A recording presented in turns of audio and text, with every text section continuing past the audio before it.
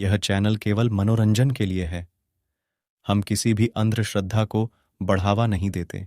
तो आइए दोस्तों, हम आप सभी को सुनाते हैं एक भूतिया हवेली की दिल दहला देने वाली कहानी।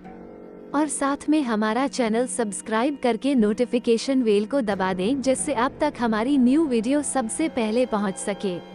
ये कहानी एक भूतिया हवेली की है। ये हवेली राजा महाराजा के समय में बनाई हुई थी, लेकिन पिछले 18 सालों से इस हवेली में आज तक कोई भी रहने के लिए नहीं आया है।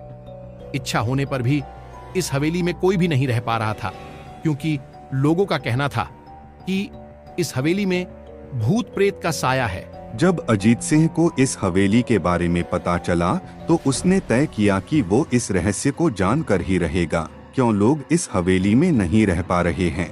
उसने मजबूत इच्छा शक्ति से हवेली में रहने की पूरी तैयारी कर ली।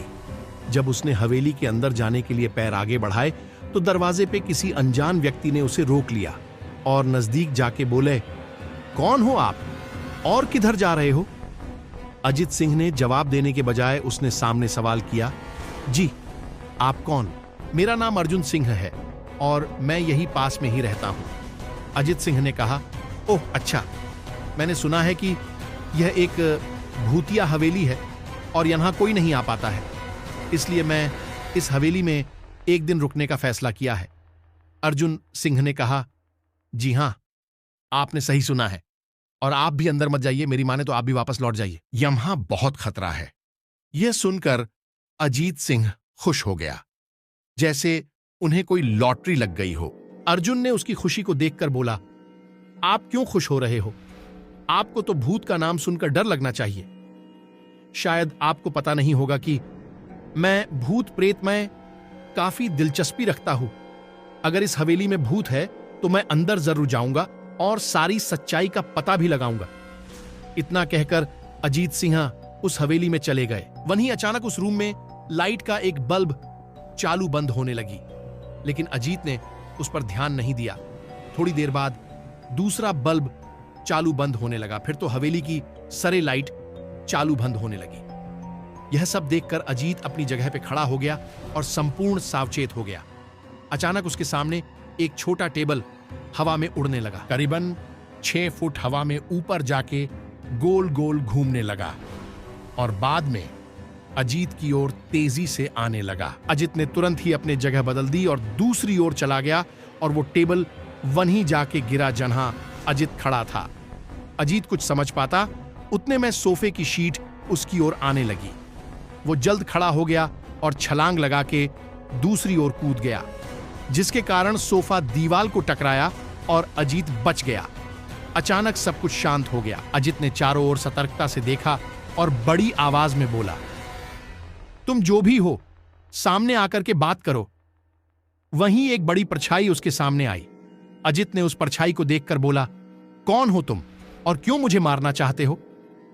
परछाई, तुम्हारी भूल के कारण। अजीत, मेरी भूल? मैंने कौन सी भूल की? परछाई, इस हवेली में आने की भूल। मैं किसी को भी इस हवेली में खुश नहीं देख सकता। अजीत, लेकिन क्यों? वो परछाई ने जवाब दिया, आज से 18 साल पहले इस हवेली के मालिक ने मुझे यहीं पे ही मार डाला था। मेरी कोई गलती भी नहीं थी। इस कारण की वजह से मेरी आत्मा इस हवेली में भटकती रहती है। मैं किसी को भी इस हवेली में नहीं रहने दूंगा, क्योंकि इस हवेली में मेरा खून हुआ था। इस हवेली में जो भी रहने के लिए आएगा उसकी मौत होगी। अजीत ने कहा, मैं तुम्हें अपने असली रूप में देखना चाहता हूं। तुम्हें मारने से पहले मैं तेरी ये इच्छा अवश्य पूरी करूंगा। और उस परछाई ने एक भयानक द्रम्याना रूप ले लिया। उसका चेहरा इतना भयानक था कि अजीत भी एक क्षण के लिए डर गया था, लेकिन दूसरी ही क्षण में उसने अपने आप पर काबू पा लिया।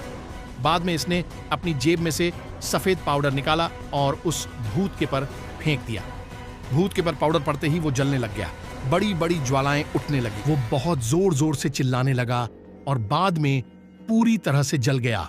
उसके बाद अजीत ने चैन से सांस लिया और वहीं पर सो गया। दूसरे दिन सुबह जब अजीत को सही सलामत हवेली से बाहर आते देख अर्जुन को आश्चर्य हुआ। अर्जुन ने अजित से पूछा, तुम कैसे जिंदा हो? जब अजीत ने अर्जुन को कल रात को घटी घटना को परी तरह से बताया और बोला, अब यह हवेली भूतिया हवेली नहीं रही। दोस्तों, आपको राजस्थान के कोटा की भूतिया हवेली की कहानी कैसी लगी? प्लीज हमें कमेंट करके जरूर बताएं।